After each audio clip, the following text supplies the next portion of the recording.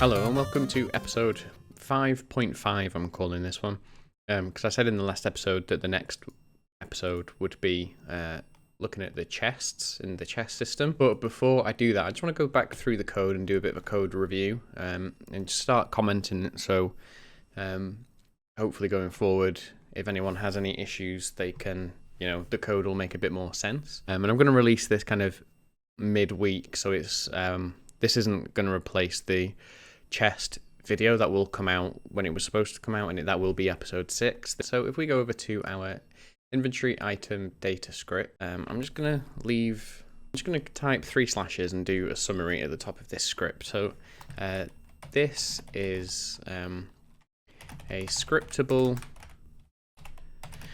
object that defines what an item is in our game. It could be inherited from, to have branched versions of items. For example, potions and equipment. Because they would all have different stats. So, we've defined that an inventory item data at the very top level, it'll have an ID, a display name, a description, an icon, and a maximum stack size. You could have like a monetary value as well, so you could do public int like gold value, so how much it's worth. And then you could derive a new script from this and have a potion object or have a sword object or some armor. So you could have multiple classes that inherit from inventory item data, and they would still all plug in to our inventory system because it'd have the kind of base stuff that we need. For example, the icon and the max stack size. I mean, this is all self-explanatory. These are all named kind of self-explanatory, so I think that's fine. So let's kind of move up to inventory slot. So this is a reference to the data of what makes up an item. This is the current stack size of the slot. So how many of the data do we have? These are the public getters for these. So this is a constructor to make a slot with stuff in it. So constructor to make a occupied inventory slot.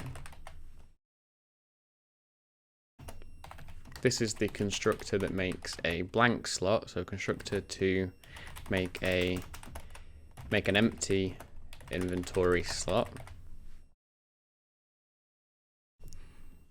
I mean, it's self-explanatory, but clears the slot. So this one assigns an item to an inventory slot that's already been made, because all inventory slots are created at the start and they're empty. So we can actually assign an item directly to the slot. So it assigns an item to the slot. So here we're seeing, does the slot already contain the item we're trying to assign to it? So does the slot contain the same item? And we can add to the stack if so. So add to stack if so. And else, if it's not the same item, but we're trying to assign a different item to the slot, then let's overwrite the data, reset the stack size, and add how many of the item that we're trying to assign to the new slot. So else overwrite slot with the inventory slot that we're passing in. We've also got update inventory slot, which assigns the data and the amount directly. It doesn't reset them. I can't remember exactly where we're using this, but I'm pretty sure we are. But just updates slot directly. Now this code, some of this may end up being redundant, and we can always go through at the end and try and do a bit of refactoring and tidy everything up, because I do think I've doubled up on some kind of code systems here, but it works at the minute, so that's fine. We've got our room left in stack function, so this is checking,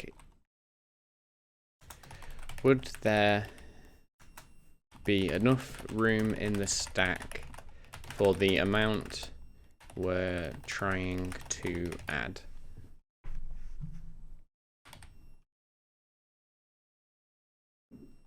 So if we're trying to add 2 to the stack. If the current stack size plus the 2 that we're trying to add is less than or equal to the maximum stack size, then there is enough room left in stack.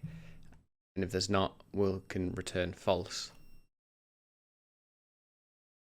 So actually, maybe we could rename this to enough room left in stack, because that's what we're actually checking. We're not, room left in stack makes it seem like we are trying to get the amount remaining, but we're not always trying to do that. We're just checking, is there enough room left in the stack to take this amount?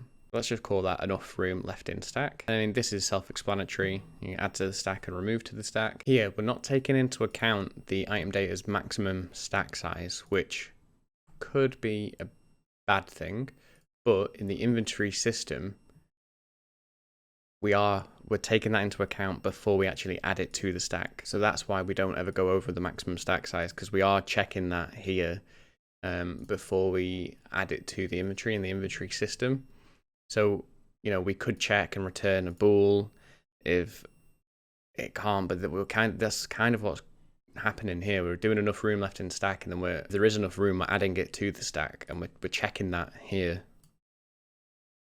So this is fine, stack size plus amount, like it won't ever go above the maximum stack size. So here with split stack, again, it's kind of self-explanatory, but we're saying here, is there enough to split? Is there enough to actually split? Because we can't have 0.5 of something, we can only have 1 of something as the maximum. So we need to make sure that the stack size is more than 1.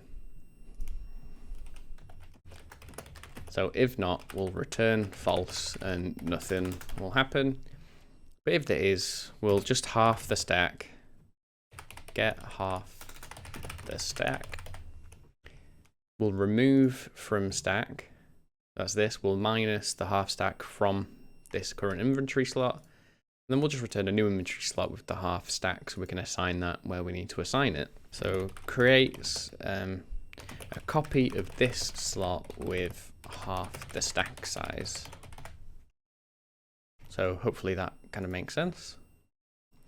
So the next kind of thing up in our kind of hierarchy is the inventory system, which it contains all of the slots. So let's go over to our inventory system. So this is the list of inventory slots that kind of, you know, makes sense itself, which will have a size that we pass in here. So this is the constructor.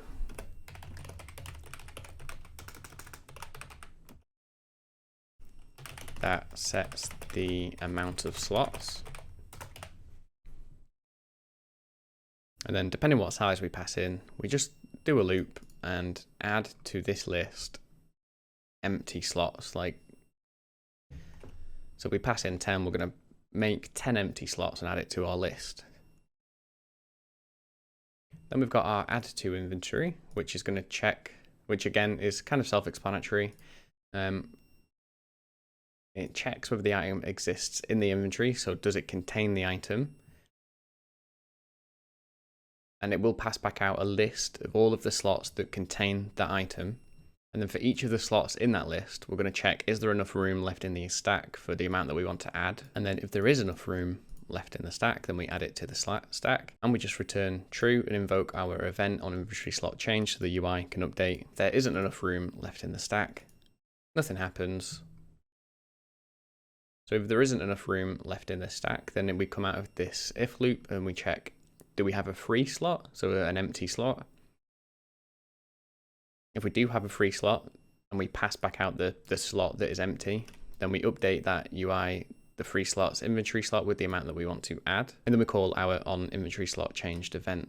So actually here, we probably will need to check for the maximum stack size, because realistically, we shouldn't ever pick up more than, you know, the stack size's amount, but we do need to check for that. So what we can do is we can just check this. So if free slot, enough room left in stack with the amount to add, then if there is, we'll update the inventory slot of the free slot and then call our on slot changed event. and we'll just return false if neither of these are true, so the inventory is full. Okay, so we actually need to rename this to enough room left in stack. There's a bit of an issue there. Let's just see, will that get rid of that? Yeah, that should get rid of that error.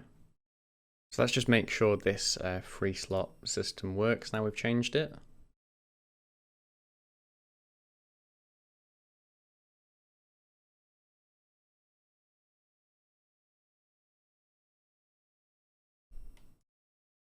Which it didn't, so let's just double check what's going on there.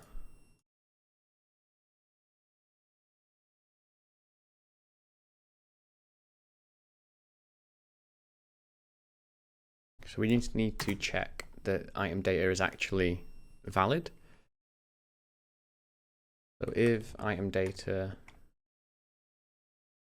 is not equal to null,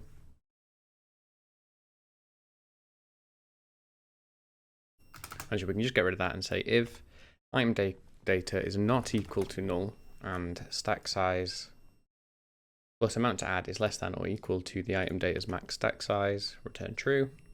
Actually, if it's null, we want to say it has enough room in the stack as well. So if it's either null or it's not null, and the stack size is, you know, this meets the requirement, then return true, else return false. So let's just try that. So there you go, that's still working. So this gets the first available slot, checks whether that slot has enough room in it, and if it does, it'll add it to the inventory. It's just a bit of a fail-safe to make sure it never goes over the stack size. And we could also, you know, here in the future, add implementation to only take what can fill the stack and check for another free slot to put the remainder in.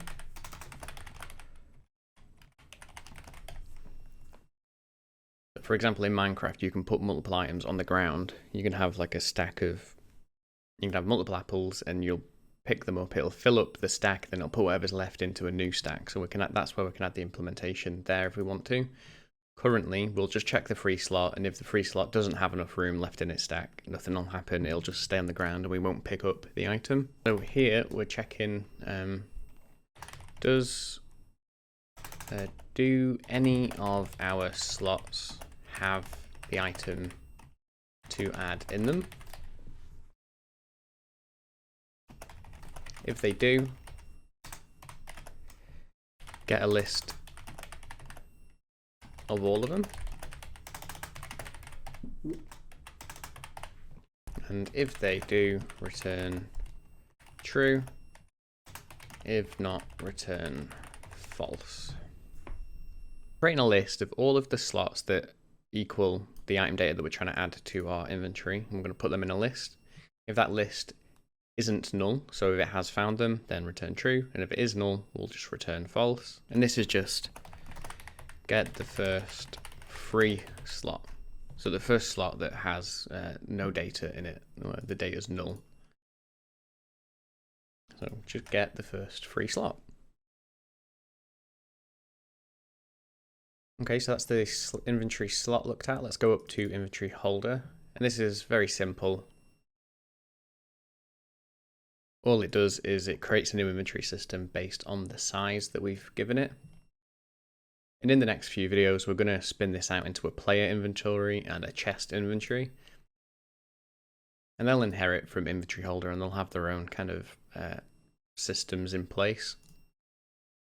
But for now, I think this is kind of, you know, self-explanatory.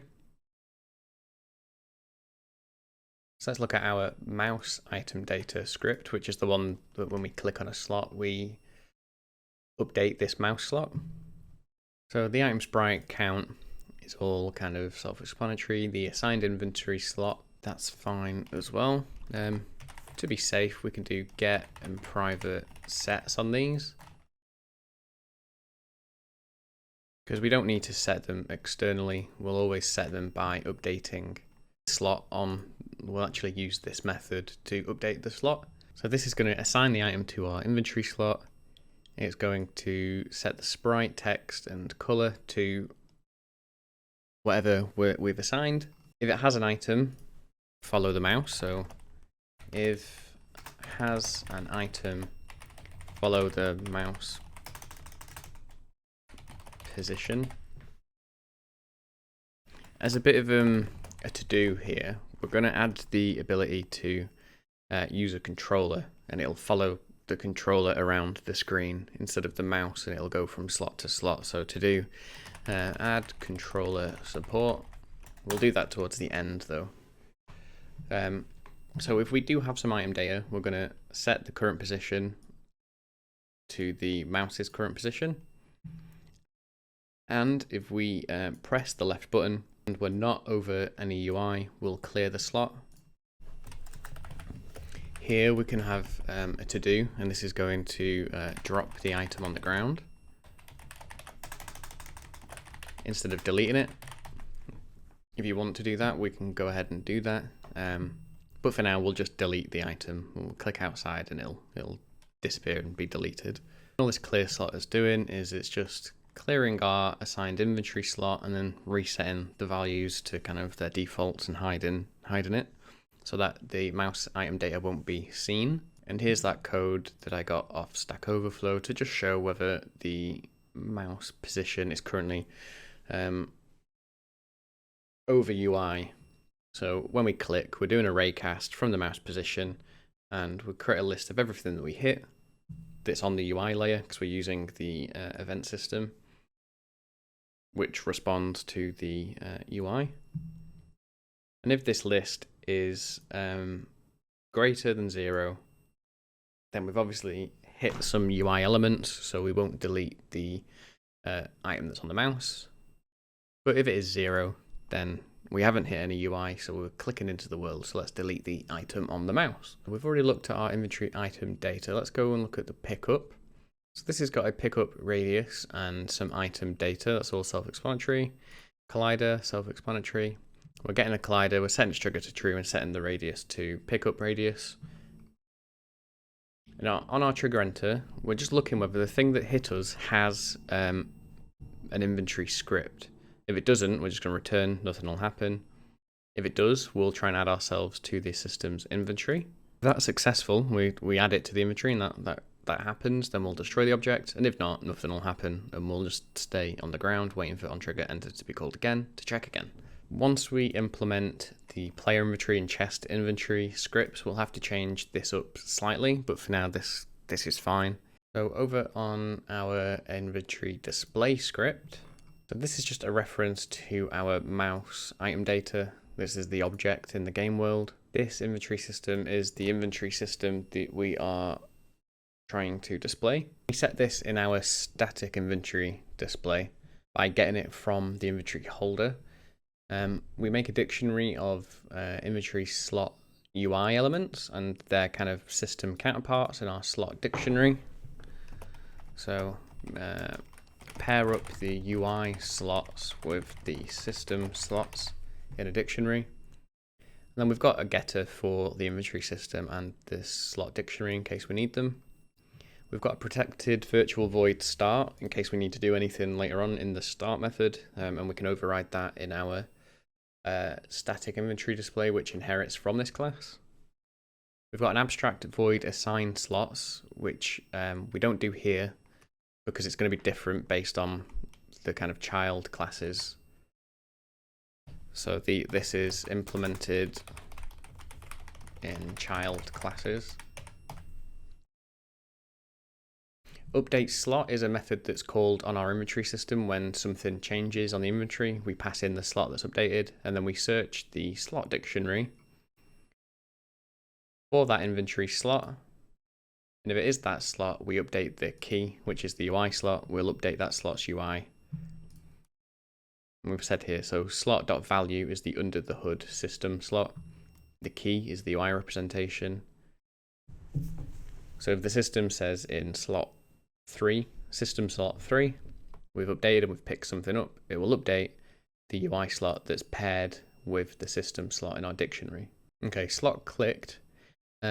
I think I covered this quite well in the last video we did when we built this out, 'cause this is already all commented, but I'll just go through it again. So if the player is holding the shift key, which we've hard coded here, if you wanted to allow the player to change this, you'd have to use the input system to do that and create like an input action asset, for example. And here we're saying, does the clicked UI slot have some data on it? We're checking to see whether the item doesn't. So does the clicked slot have item data, and does the mouse have no item data? If the player is holding the shift key, then we'll split the stack.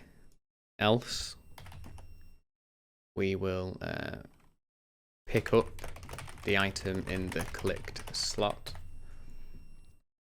If we're not trying to split the stack, and if we can't split the stack because there's only one item in the stack, then we will we'll just pick up the item instead. Now here we're checking, does the click slot not have an item in it, and does the mouse have an item in it? Because if it does, then we can just place that item into the click slot. And then we're going to check, so both slots have an item, so we need to decide what to do. So here we're checking, is it the same item, and is there enough room in the stack to take everything from the mouse? If there is, both items are the same, so we're going to combine the stacks. We're going to place the mouse item onto the click slot. Here we're seeing, is it the same item? And if it is, and there's not enough room left in the stack, so if there was enough, it'd do this. If it's not enough room left in the stack, then we need to find out how much room there is left and kind of account for that. So if it's less than 1, we'll swap the items because the stack's full. And if the slot isn't at max, then we'll take what we need from the mouse inventory and add that to the click slot and just leave however much we haven't taken still on the mouse. And if it's not the same item, so if we're trying to put a potato on a tomato, it's not the same item, we can't combine the stacks, so let's just swap them. So we'll assign the tomato to the mouse and put the potato where the tomato was. And then swap slots, we are cloning our inventory slot from the mouse because we're going to overwrite it and we need a copy of it so we can put it back in.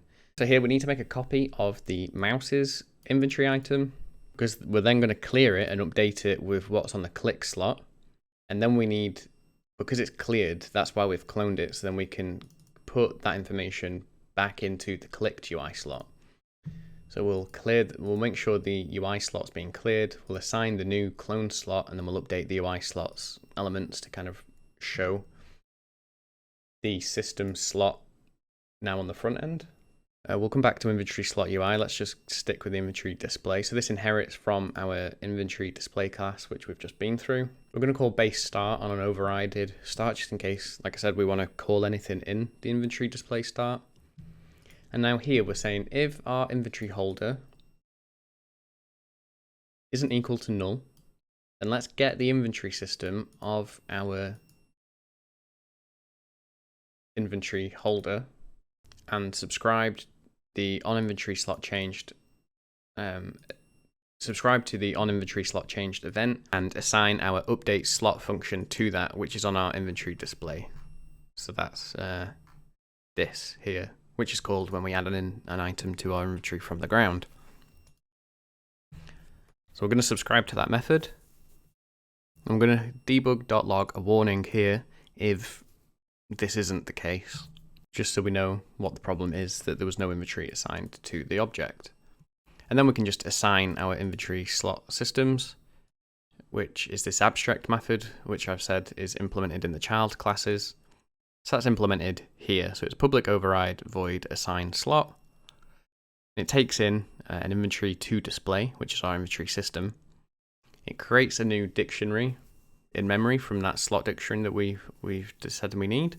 Because this is a static display, it needs the right amount of slots for the inventory size. So here we're saying if the slots.length, which is an array of our prefab UI slots, if that's not the same as the inventory size, then we'll just debug.log to say that the slots are out of sync. But if that's not the case, then we will go into a loop and we'll add to our dictionary that we've just made, we'll add the slot and its corresponding system slot. And we'll initialize this, and we'll initialize the UI slot with its counterpart inventory slot from the system. So in our init function, you can see that that just assigns the inventory slot and then updates the UI slot, just in case, you know, if we're loading the game and something's already in our inventory system, then it'll update. It'll show that straight away. It won't just be a blank UI slot. So finally, over on our inventory slot UI, we've got that init function, like I just mentioned. But this is kind of like the mouse item data. So there's the sprite, the count, and an inventory slot, which it's been assigned. It's also got a button element on it. And then here, we're just getting that button. We're subscribing our onUI slot click event to that. And we've also got a variable called parent display, which gets the inventory display component on our transform.parent. So the inventory slot UIs are childed to the parent display, which is inventory display. That could be static or it could be the dynamic inventory display, but we're just getting the top level inventory display because that's all we kind of care about. And the reason that we only care about that is because when the slot's clicked, all we're gonna do is access our parent display slot clicked method and pass ourselves into it. And that's on inventory display.cs. That's not on the static inventory display. So other than init, we've just got update UI slot, and then we're gonna update the UI slot and pass in a inventory slot to display. So we're gonna say if slot.itemData isn't equal to null, then we're going to set our sprite and the color to white, and then we're going to set the stack size. And if it's over 1, we'll set that. And if it's 0, we won't display any number in the stack size. And if the data is null, if the inventory slot is empty, then we'll set the item count.text to blank, the sprite invisible, and we'll null out the sprite. Then we've also just got a version of that method that doesn't take in an inventory slot. And we call this when our assigned inventory slot isn't equal to null. So we call this method and pass in our assigned inventory slot. And then we've got clear slot, which just clears out our assigned inventory slot. So it empties it, clear slot, it just sets it to null, stack size -1. And it sets our item sprite to null, our color to null, and our text to just blank. I mean, that's all pretty self-explanatory, so I've not bothered to leave comments on that. Okay, the problem, I just noticed a problem. We can't do get private set here, because if we do that, we can't set them in the inspector. So let's just get rid of that. We didn't need to do that anyway. It's fine that these are public. If we wanted to have a getter, we could make them private and serialize, so we can set them in inspector, and then do what we're doing here and just make a public property. But let's just reset that to not be get and private set. And then actually in our mouse object, we'll have to reassign our image and our item count. That was a silly mistake on my part. But yeah, so this is where we are at. That's all of the code in review. We can pick up everything. It'll add itself to a stack. If we move this to the end and pick up more tomatoes, it'll add it to that one because it'll find it. That's full, so it'll find the first free slot. So that's where we are. That's the end of episode 5.5, which was the code review, which was an extra kind of lesson to go through, just to kind of recap on all the code. I hope that all makes sense.